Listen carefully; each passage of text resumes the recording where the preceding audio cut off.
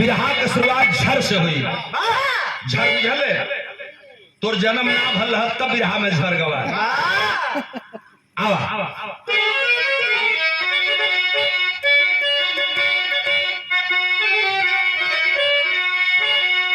है भारत देश निराला जो कि सब देशन में आला, जहवा सत्य शिरोमणि एक एक थी नार।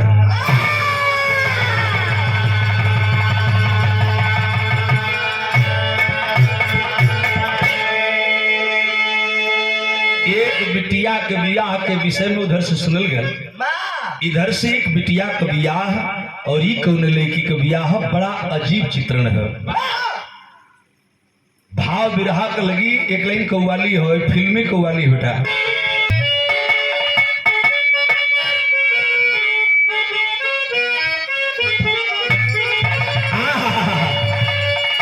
कि जवन रे देशवा,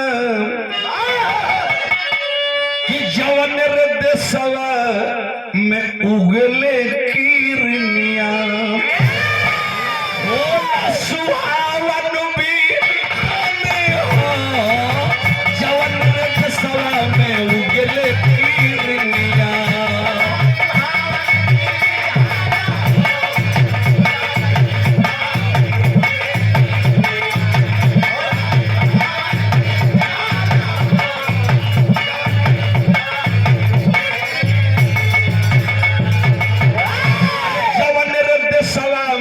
उगले किरनिया होला सुहावन भी बोला गावल कि वो हिरदसवा में घर मोरा हूँ, ओ हिरदसवा में घर मोरा नौवा परल हिंदुस्तान हो, वो हिरदसवा में घर मोरा हूँ।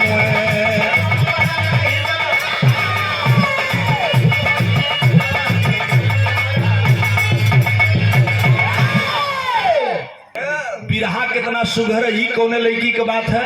भाव तरह देखा, सारे जहां में है आंखों का तारा, भारत देश हमारे है, सारे जहां में है आंखों का तारा।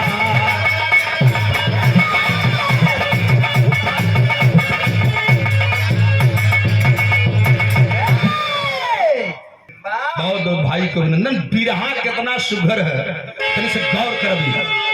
कौना लड़की के बाद चर्चा करे जाती, भाव लगल बेटा, शायर का संगत लगी।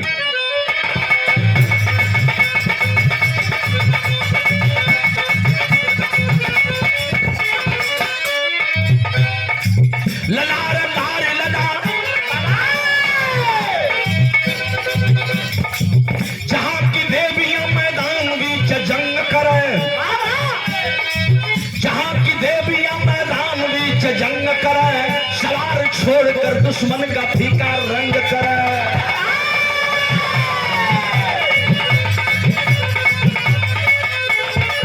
जहां 24 बार भगवान ने अवतार लिया, जहां 24 बार भगवान ने अवतार लिया, दुष्ट संहार करके भक्तों का उद्धार किया।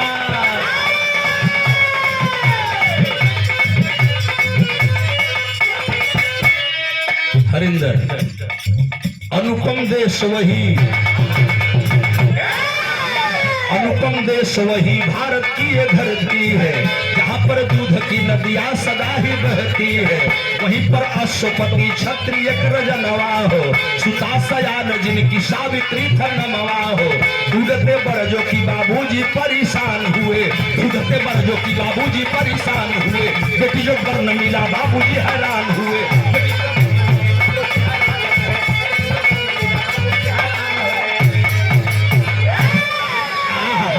राजा अश्वपति सेन महाराज का नाम आप लोगों ने सुना होगा मेरे बाबूजी।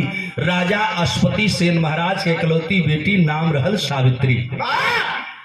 राजा का लड़की है, सयान हो गई, राजा के चिंता हो गई, बियाह कर दी, लड़का खोज लगल तीनों लोग 14 भुवन में लइका खोज गल, बेटी जोगे दुल्हा मिलबन कई। राजा कपार धर के आए के घरे बैठ गई। सावित्री देखली बाबूजी उदासल हुआ, गईली पानी लेके कहली बाबूजी का हो गल? कल बेटी अनर्थ हो गल। लगल बा दुनिया में तोहरे जोगे कहीं बर न हो, दुल्हा न हो, और हमार बेटी कुंवारे रह जाई, बड़ा चिंता का विषय हो। राजा चिंतित हुए, बेटी समझा रही है राजा की जी न मनल। वो मंत्रिमंडल को बुला लिए और मंत्रिमंडल बुला करके फैसला कर लिए कि अगर जे जौने लड़की का दुल्हा न मिले ओकर एक ठे विकल्प बा। राजा कलन की कौन विकल्प बा? तो मंत्री लोग बतौलन, दरबारी बतौलन कि बेटी को आज्ञा दे दिया जाए कि ये अपने वर का वर्ण कर ले, यानी अपने पति का चुनाव कर ले, जेके अपन पति मान ले वही से कर ब्याह कर दे। राजा आज्ञा दे दिला सावित्री की कि बेटी जाओ और दुनिया में घूम करके तू अपना पति खोज लो, जिसको अपना पति मान लोगी उसी से तेरी सगाई हो जाएगी। यह फैसला होगा संदीप बाबू। तब भैल का बिरहा में गीत लगल, हार्दिक नमो बुद्धाय जय भीम। गीतिया कौन लगल? राजा कहत हुआ दुल्हा खोजे खातिर, दुल्हा खोजे वाली तरस लग गई विमलेश।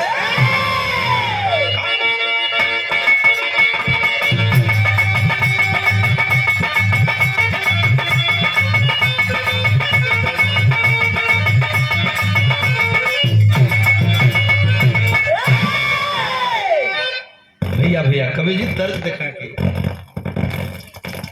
ना हो यूट्यूबर सब इतना लोग चैनल वाले भाई बैठे लोग गिनला, सारे हमारे सम्मानित साथी हैं और बहुत बड़ा सम्मान है इनका। हमने तो कहा चाइल्ड दे करके कहा, यहाँ नहीं जहां तक बिरहा है हम बोलते हैं मन से। पूरी रात रिकॉर्डिंग करिए और मेरे बिरहे पर कोई आपत्ति नहीं है। बिरहा तो हम रोज गाइला और रोज खोज के नया गाई हम दोनों, खाली चढ़ावा लो। हाई बिरहा देखा लड़किया के अपन दुल्हा खोजे खातिर बाबूजी कहला तो उसने फरज लग गई कि हो यहाँ जो करना हो, यहाँ जो करना हो ना खतर होई हर गल डाली के रुमलिया, गल डाली के रुमली, अरे झुमक होई है गले डाल के रुमलिया, झुमक होई है गले डाल, अरे झुमक होई है।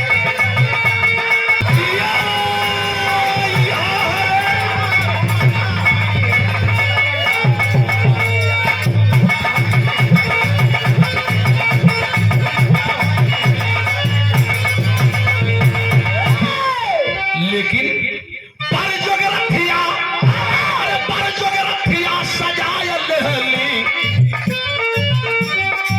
लड़की अपन दुल्हा खोजे खातिर चलल, भुल्ली भाव कितना सुघर तन देखा। सजायली कन्या मंत्री के संगवा लिया चलली, कन्या मंत्री के संगवा।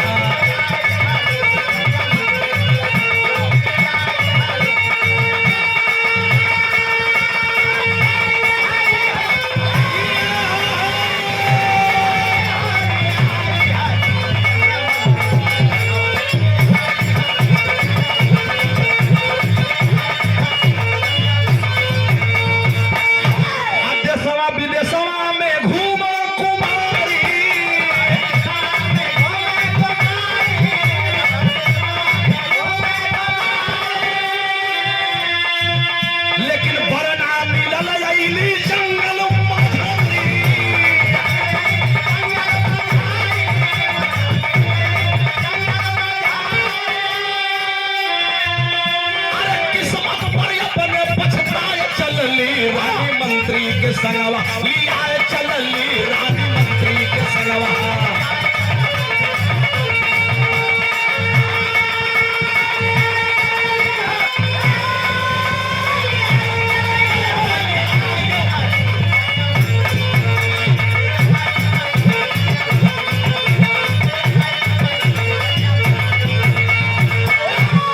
तीनों लोग 14 भवन में लईकी दुल्हा खोजे आल, कहीं वहू के दुल्हा मिलबन कर। एक को लड़का पसंद ना भल मोर बाबूजी तो लड़किया घर वापस आवत रहल। और जब लड़किया मायूस होकर घर आ रही थी तो जंगल के बीचों बीच रास्ता रहल, जैसे हमारे भैया के बिरहवा में रहल जंगलवा में रास्ता रहल, डहरिया पकड़ के जात रहल तो लोग जंगलवा में ठेक करिश्मा हो गल। वहर इनार भेटा ली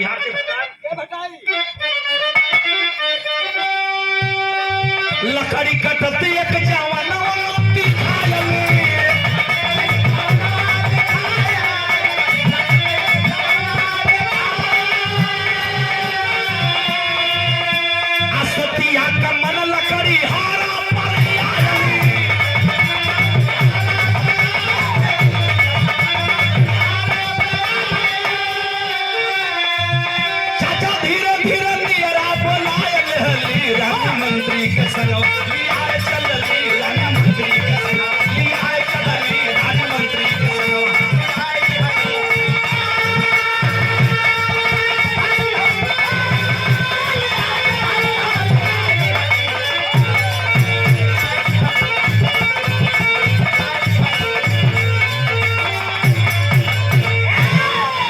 ₹500 का दूसरा पुरस्कार हमारे भुल्ले बाओ, हमारे बड़े भैया सुख दुख के साथी जो हमारे केशव भैया चक्की वाले हैं, उनके भाई हैं, भाई को सम्मान आए, हार्दिक नमो बुद्धाय जय भीम। कहीं लड़का न मिलल, लड़कियां पछताए करके वापस आवे लगल। जंगलवा में जब रास्ता पकड़ के आवत रहल, एक ठे सूखल पेड़ रहल, वही पेड़वा पर ठे लड़का लकड़ी काटत रहल। मंत्री जी के देखलस, कलम मंत्री जी रथवा को रोक दीजिए। और जब मंत्री जी रथ रोकलन तो लड़की का निगाह वो लड़का पर गई और नीचे बुलाती है और कहे लगल तुम्हारा परिचय क्या है। तो बिरहा सुनने वाले श्रोता बंधु दिमाग इधर उधर न हो, लड़का लड़की में बात होखे लगल।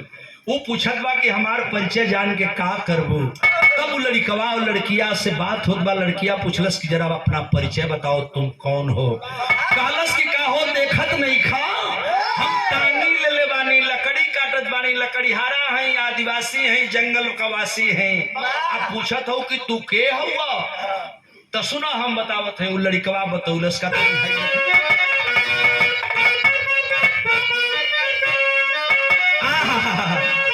भैया कि नाम सत्यवान भूपति। ए बेटी, एक कन्या किसी राजकुमार राजा की लड़की लगती है तू। सुन, ये मंत्री है, मेरा परिचय जानना चाहती है ना, तो मैं कौन हूं बता रहा हूं। लड़का कि नाम सत्यवान भूपति से न कललनवा, काटी करके लकड़ी बीताईला जीवनी।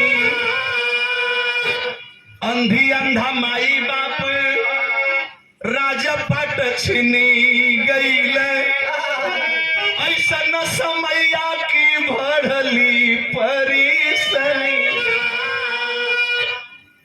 त्रिया मन मन गुण, उन्हें लड़कवा परिचय बतावत है। आइने त्रिया मन मन गुण वही सत्यवान के बर चुने। पूछली नक्षत्र पता मन मोहिरनी। अली भवन छन बाबूजी से बोली बन कि भूपत से न महाराज के भेजी दान लगनी। ए लड़की, तू मेरा परिचय जानना चाहती है पगली। तो मेरा नाम सत्यवान है, मैं भूपत सेन महाराज का बेटा हूँ। मेरा राज्य पड़ोसियों ने छीन लिया है, हमार माई अंधी है। ए बहिनी, हे राजकुमारी, चाहे तू जे होखो, हम तहरा के नहीं खी जानत, लेकिन हमार बाबू भी अंधा हूँ, हमार माई भी अंधी है। ये लकड़ी काट के ले जाइला, बाबू माई के पाली ला। माई बाबू अपने राज्य के गम में रोवत रोवत आन्हर हो गई हूँ। ये बात जब लड़की सुन लो, लड़कवा के टुकुर टुकुर ताके लगल और दिमाग में बात नाचने लगी कि अब ऐसे सुघर दुल्हा धरती पर कौनो न बा। आइल घर अपने पिता सरस्वती सेन महाराज से बतौलस, बाबूजी भूपत सेन महाराज को लगन भेज दीजिए। अरे वाह, कौन है वो बेटा। जब सत्यवान का नाम आई ते बाबू राजा न रलन, पंडित ज्योतिषी लोगों को बुलाए।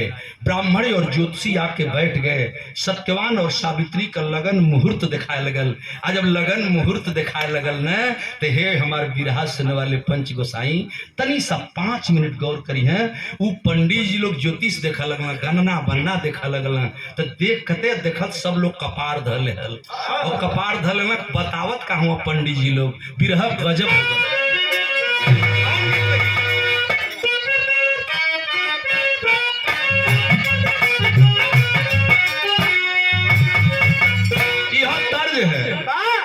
झाझर मानवा जन वही हाय बाबा हो, झाझर मानवा जन वही हाय बाबा हो, लगी है सूरज जो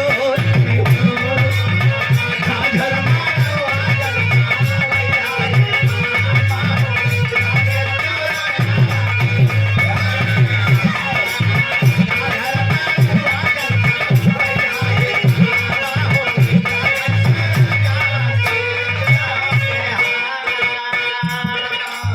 निकना ही गईलू बेटी बनवा में गईलू बेटी। पंडित जी लोग बतावत हुआ बड़ा अनर्थ होगा। निकना ही गईलू बेटी बनवा में गईलू बेटी, उठी गईला करम तो हाय हो।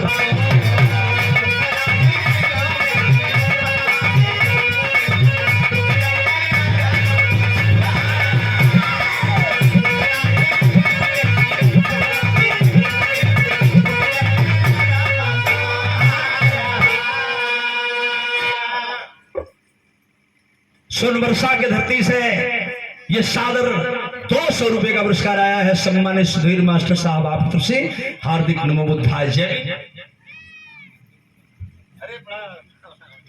माननीय अरविंद कुमार जी हमरा कुंडा के धरती से सुबह कुंडा ये सादर सम्मान आया है 200 रुपए का। हार्दिक नमो बुद्धाय जय। भी पंडित जी लोग बताओ तुम अनर्थ हो गल बेटी क्या कर दे रे तुम के दुल्हा मान ले अब वो से अपन फैसला वापस ले। लड़कियां खड़ी हो कल की का हो गल बाबूजी कहले हूँ कि जैसे जेके तू दुल्हा मान ली वही से बियाह कर दे तो हम दुल्हा चुन के आल का बात है बतैबा लो। तो पंडित जी लोग बतौल का तनी सा भाई बिरहा देखा मांगी का से नूरवा सत्य वाना जो होई है हो, मांगी का से नूरवा सत्य वाना जो होई है हो, मुकी जई हाजी नेगी तो हारी हो।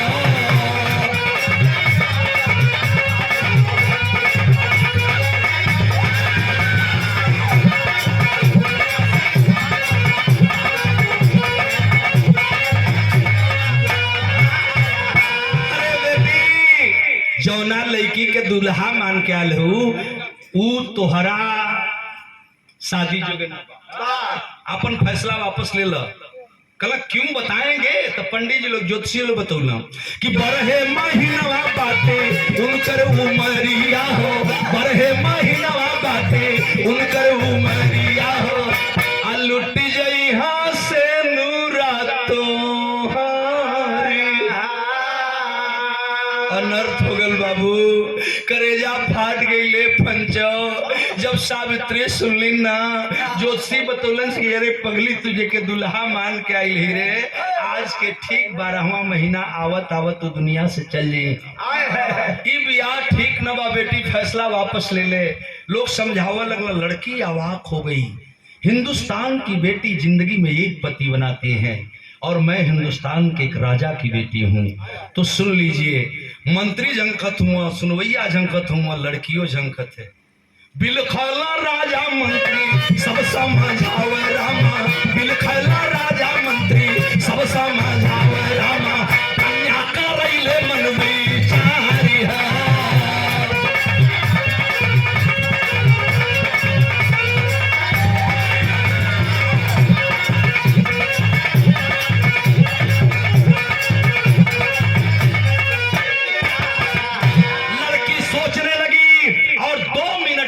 रही बैठ जाओ संदीप बाबू 2 मिनट खामोश रहल। आप खामोश रहो के अपने बाबूजी की तरफ मुखातिब है।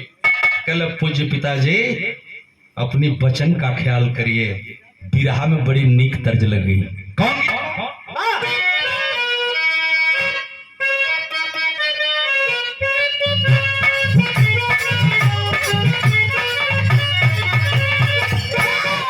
तनी से खाली छुआवे भर के साड़ी साड़ी हमन पहिरबे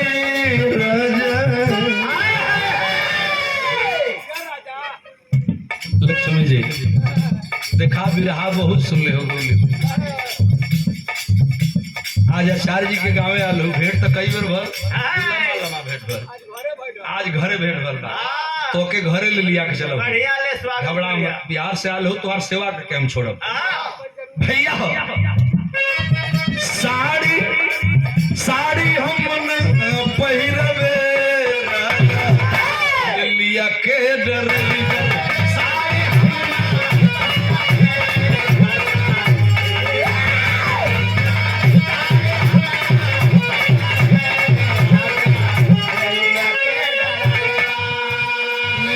मिश्री सुनवर्षा भैया को नमस्ते प्रणाम सलाम हार्दिक नमो बुद्धाय। बिरहा कितना नीक होगन। कन्या कन्या फैसला सुनाए होई बाबूजी अब हमार बियाह जब होई तो सत्यवाना से होई। तोहार लड़की है तू हमके पाल पोस के सयान कर दिला अब तू बियाह कर दा हम दुल्हा चुन ले आ सुनो अभी तोहार जिम्मेदारी नहीं है कि दुल्हा हमरा संगे एक दिन रही कि एक महीना रही तू बियाह करके हमके उनके घरे भेज दो। उनका मड़ई के घर बा कि खपड़ा के बा कि बिल्डिंग बा ऐसे तहार मतलब न बा। लड़की टाइट हो गई और उसका फैसले पर राजा को झुकना पड़ा। अये बाबू है भल जो आप लोग जानत हैं कन्या फैसला सुनाए होई कैली सगाई कैली सासुरे में आए होई कैली विदाई कैली सासुर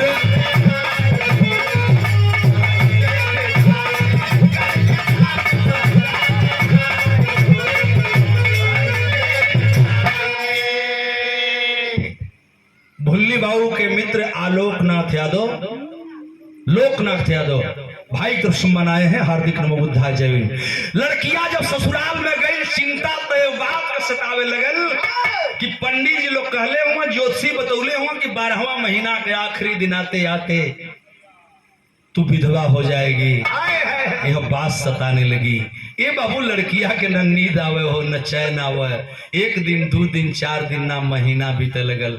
हमारे चाचा दादा पंच गोसाई बिरहा लोग सुनत हुए बैठ के तनी सब दिमाग लगई हम एक दिन लड़की काटे लगल लेकिन ओकरे खातिर एक रात पहाड़ हो गई। धीरे धीरे 12 महीना आई नियराए लगल 1 महीना 2 महीना 4 महीना बीतल करेजा कांपे शुरू हो गल। कहीं पंडित जी लोगन का ज्योतिषी लोगन का बतिया सही न हो जा यह रनिया के घबरावे लगल।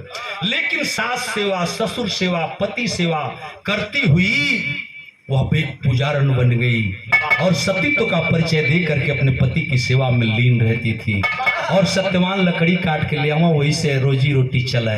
धीरे धीरे वक्त कितना बीत गई है बिरहा दिखाएं भाव कैसे लगल वाह।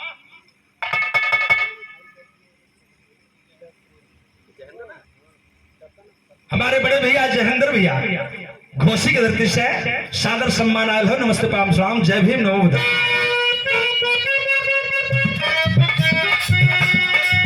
नवा गिन गिन बीतल महीना नवा गिन गिन बीतल महीना सतिया पति की सेवा कीना नवा गिन गिन बीतल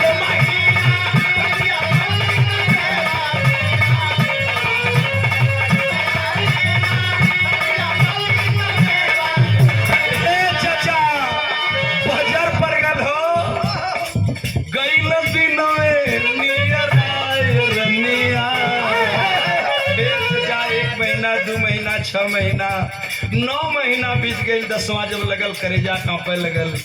11 महीना बीत गई। 12वां महीना का आखिरी दिन जोड़े खातिर 1 दिन 2 दिन 25 दिन बीत गई। अब तो और बेचैन है लड़की, लेकिन दिल के अंदर एक बहुत बड़ी उमंग है। और सोच क्या है उस लड़की की, सतीत्व के बल पर वो लड़की बात कहने लगी, भाव विराह कर लगल।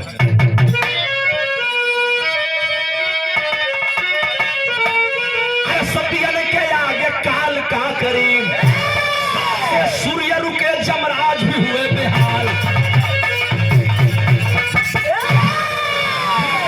12वां महीना का 25 दिन बीतल, 26 दिन बीतल, 27 दिन बीतल, 28 दिन, 29वां दिन बीतत रहले चचा।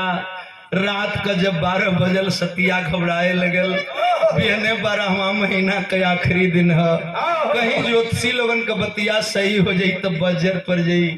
सवेर तो हो गई, नहा धो के पूजा पाठ करके सत्यवान टांगी उठोलन पंचो। कुल्हाड़ी जैसे लकड़ी काटल जला उठोलन टांगी लेके चल देलन। आज यूं ही दुई फाल गईलन है, लड़कियां आगे पहुंच गई, दोनों पैरवे धै के छान लेलस। कल पतिदेव, कल क्या बात है सावित्री, ऐसा क्यों, तू तो रोज ऐसा नहीं करती थी। कल स्वामी हमारे एक इच्छा है, आज लकड़ी काटे न जाए के है। लकड़ी काटने नहीं जाऊंगा तो क्या खाओगी, क्या बाबू खई है, का माई खई है, का तू खईबू।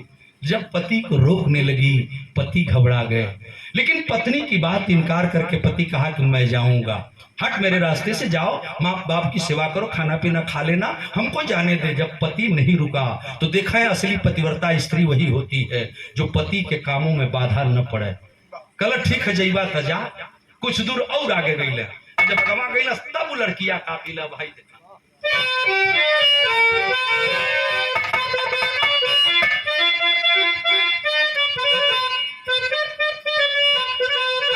जल्दी में रहा तो काम बिगाड़ ला,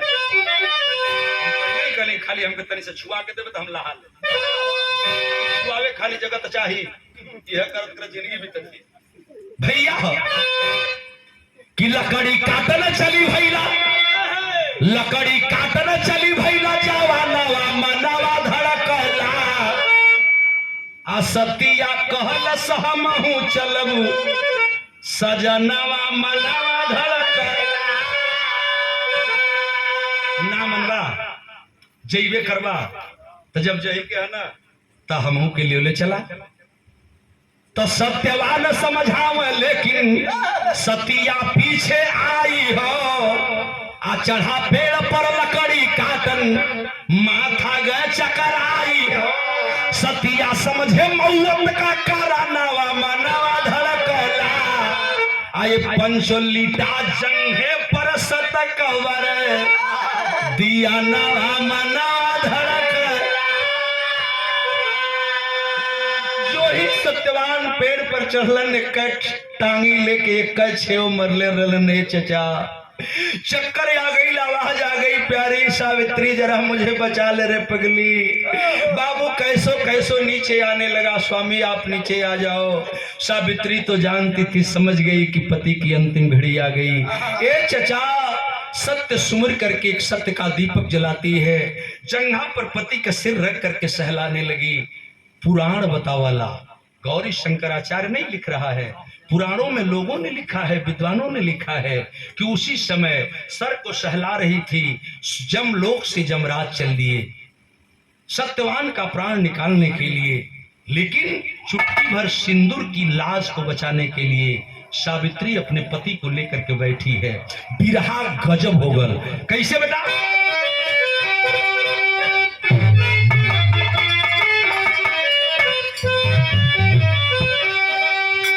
ये पंचो जमराज जब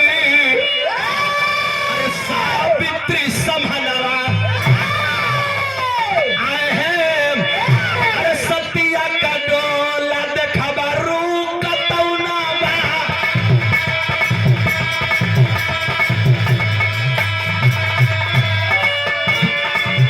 भैया सतिया का डोला जब रू कतौना बा।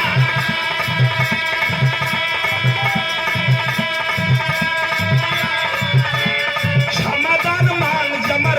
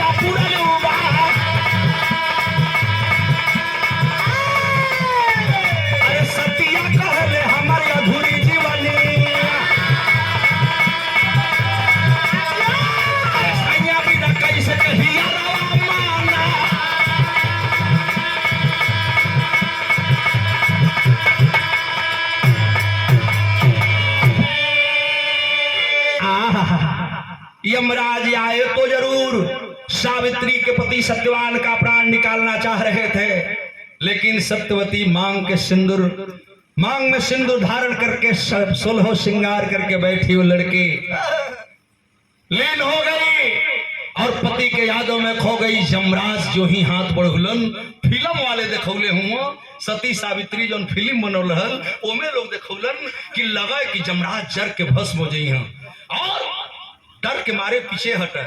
सावित्री के छल कर दिलन, जानत ही छल का कर दिलन, सत्यवान के अंदर हलचल पैदा किए और सत्यवान के मुंह से आवाज एक आ गई कि रानी जरा पानी पिला दो, प्यारी जरा पानी पिला दो। आज जब पति पानी मांग दिए, पत्नी बेचैन हो गई।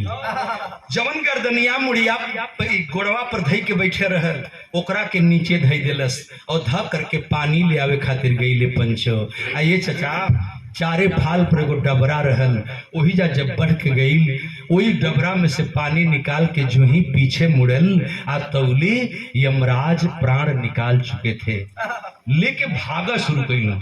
आज जब भागा शुरू कैल सत्य का दीपक उठाती है वो बच्ची और यमराज के पीछे लग गई। नहीं यमराज नहीं, ये मेरे मांग के सिंदूर हैं, ये मेरे पति हैं और तुम ऐसे लेके नहीं जा सकते। मैं इनकी अर्धांगिनी हूँ, ये मेरे अर्धांग हैं, मैं विधवा हो जाऊंगी, ये ठीक नहीं है। यमराज पर क्रोधित हो गई लड़की। यमराज कांपा लगला, बेटी लौट जो कहला कि ना जाई, ऐसे कैसे जाई, कैसे जियब। तब यमराज कहला कि ना जीवी बेटी, तो वो काम कैले। आज यमराज कहला का तनी अब भाई देखो सादर सम्मान इस बारात के मालिक गार्जियन महोदय हमारे डॉक्टर साहब की तरफ से, हमारे हृदय प्रिय पूज्य गुड्डू भैया जी आप तरफ से तनी सब हवा देखा 2 मिनट में गजब हम बात बताओ थे। कहला यमराज की नाम मनवी तय को बात कर ली।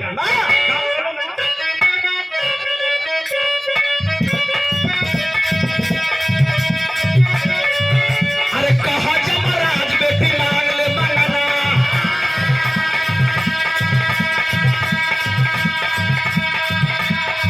भैया बोले यमराज बेटी मांग ले मंगना।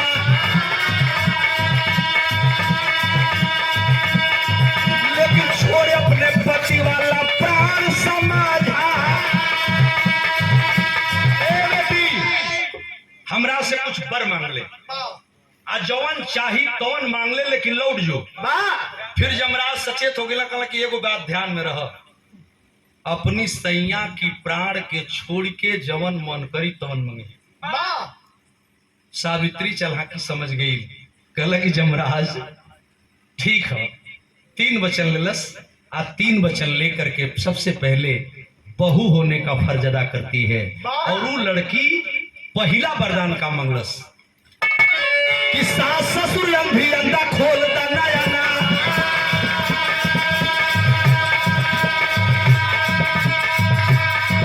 अरे सास ससुर भी अंधा खोलता नयना।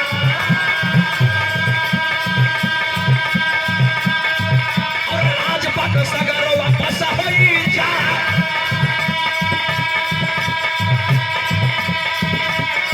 अरे ये मस्त कही के यमराज चली रहला, सतिया का डोला फिर रुकतो ना भाई। अरे सतिया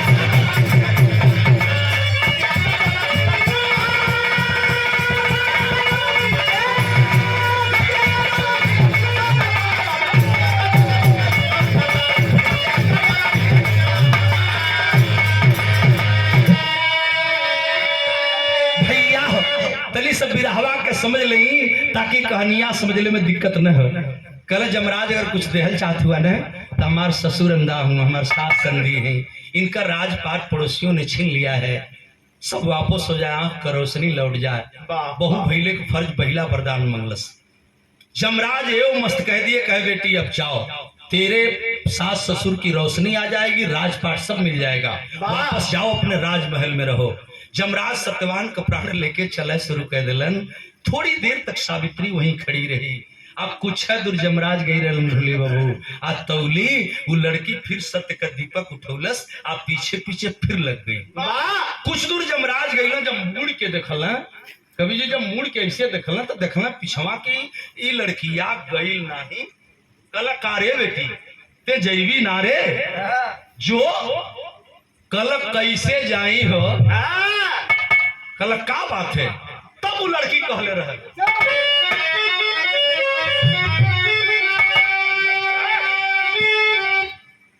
कि जहाँ जाले सैया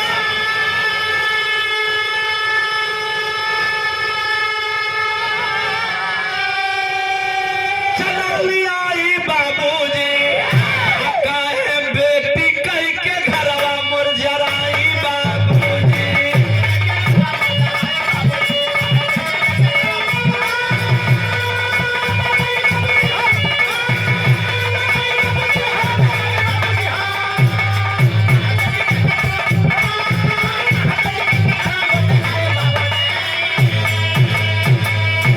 कहला कहो हमारी सैया के तू लेके जात हुआ हमरा के कहत हुआ कि तो जो बेटी लौट जो तो कैसन बाप हुआ कि हमके बेटियों कहत हुआ आ हमके विधवा बना के जात हुआ हमारी सैया के तू लेके जात हुआ हमके लौटे कहत हुआ कैसन बाप हुआ यमराज कांपने लगे निकल पड़े आगे फिल्म वालों ने दिखाया कि जब कुछ दूर अगवा गईलन न ये चाचा अग्निकुंड पड़ल और अग्निकुंड पार करने के लिए जमराज तैयारी करने लगे आतोले सावित्री पीछे हाजिर हो गई कल बेटी आगे अग्निकुंड है तू जाएगी तो जल जाएगी लौट जा कहला कि ना जाई हमरे सैया के तो तू लेके जात हो हम जाई तो रहब के करा पर कहला कि बेटी कुछ और मांग ले लेकिन लौट जो लेकिन ध्यान रहो अपनी सैया की प्राण के छोड़ के जौन मन करी तौन मंगे फिर सावित्री चुप हो गई आज 3 वचन लहलस 3 वचन लहले के बाद दूसरका वरदान मंगलस दूसरका दूसरका वरदान मंगलस और दूसरका वरदान का मांगा जाता तनिया भाई भी रहा देखा अग्निकुंड के पास में पहुंचा सतिया पीछे आवा जमराज कहे कि लौट जा बेटी बार बार समझावा के नहीं हर में तो पिठिया पर का भाई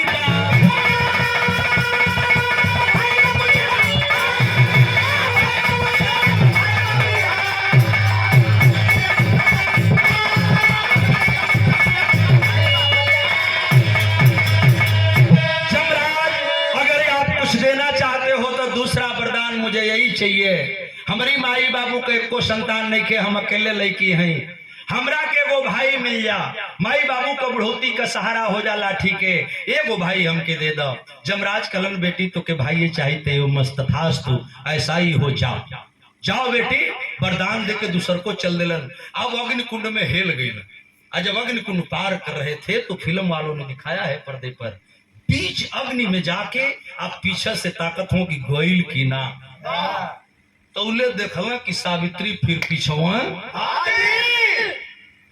वही अग्निकुंड के ऊपर सावित्री खड़ी है सतीत्व के बल पर कलश की कहा जाइबा हम हो जलब कल लौट जो बेटी आगे बड़ा कठिन रास्ता है अब वो तो चल जो जौन मंगली तो हम दे दिली जा बेटी जाए आगे नहीं जा सकती कल कि हम ना जाए समा हमार सुहाग हमार सिंदूर हमरे मांगी का सिनार सिंगार तू लेके जात हुआ तो हम लौट के कहा जाए हम हूं चलब तब जमराज कलन की बेटी ना मनबी तो कुछ और मांग ले जब तीसरी बार तीसरका वरदान मांगे कहलन तब फिर जमराज कलन की एगो बात ध्यान में रहे अपनी सैया की प्राण के छोड़ के जौन मन करी तौन मंगिए लड़किया कहलस न पंचो कि ठीक हो 3 वचन लेती है आई तीसरका वरदान मांगे जाते का मंगल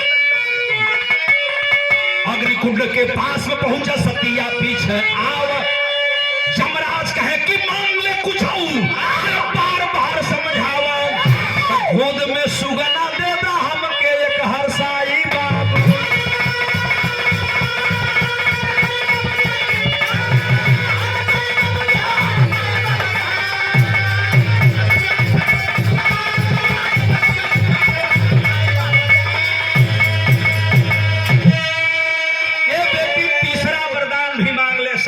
तीसरा वरदान मांगती है जमराज अगर देना चाहते हो तो मेरे पति का प्राण नहीं दोगे ना तो मुझे वरदान दे दो कि मैं पुत्रवती हो जाऊं, हमरे गोदी में को लड़का हो जा।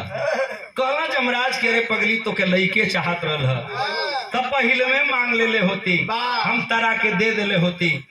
ए मस्त जाओ पुत्रवती भव। और पुत्रवती होने का वरदान देके जमराज वहां से फिर सत्यवान का प्राण लेके चलना, अग्निकुंड पार कर गई। अब जमलोक में जाए के तैयारी करते दे हुए झरना जगरी राखी ओखी जम रहल, झारा लगला, कहला चला अब तक गला छुटल, चल गई। आज जो ही दे हुए झाड़ के ठीक भइल, उड़ा के कोशिश कैला, यमलोक में तौले सावित्री पिछवा बज्जर पर गल। कहला जमराज की करे बेटी तू गई नहीं रे। अब लड़की कलश का हो कैसे जाई, चल जाई, हाथ जोड़त है हम चल जाई, लेकिन हमके एगो बात समझा। हे हमरे बिरहा से वाले भैया लोग, हे हमार पंच गोसाई, एक लाइन बिरहा का खाली बाकी बा और एक दिमाग में आप लोग बैठाई। वो लड़कियां कहलस कि जमराज हम चल जाई, लेकिन एगो बात हमके समझा दो। तब लड़की का कलश तनी देखें, पर देकर जमराज चला थर थर का पलटना, सतिया कहा कैसे लौट के जाई, कैसे होई ललनवा, जब कि साथे में सजनवा लिहले जाई बाबा।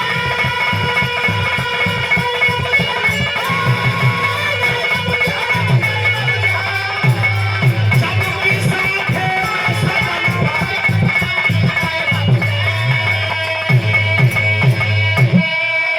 पर देकर जमराज चले थर थर का पलटनवा, सतिया कहा कैसे लौट के जाई, कैसे होई ललनवा, जबकि साथे में सजनवा लिहले जाई। बाबूजी कहो तू हमके वरदान दिले हुआ कि लड़का होई, हमारी सैया के तू लेके जात हुआ तो लड़कवा कहाँ से होई? अरे घोड़ा धुरियंडा, जमराज के मार दहलो हो जा ठंडा। अरे जब ठंडा मार दहलो तो बंडा का छिलिए घोड़ा, वही जब कंडा हो गई ना। कहलम बेटी तोता फंसा देली रे, अब तो बना देली कमुआ, जिंदगी में कबो वरदान न देली, वरदानो देबो कैली तो तू फंसाई देली। यही तरह बोल लड़का साला मंगरुआ फंसौले रहे।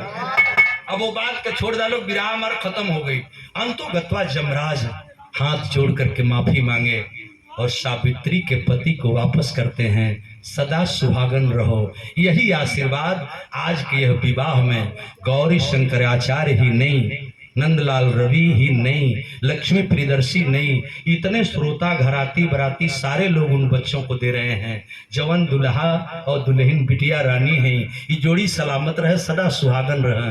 इसी के साथ सतीत्व के पर्चे पर अपने पति को लेकर के वापस आती है सावित्री। बिरहा के आखिरी लाइन होगा, गुरुदिल मोहम्मद राम सेवक सिंह रामदयाल विख्या, कभी गया लाल जगलो यादव जगधारी से, अरे सत्यन के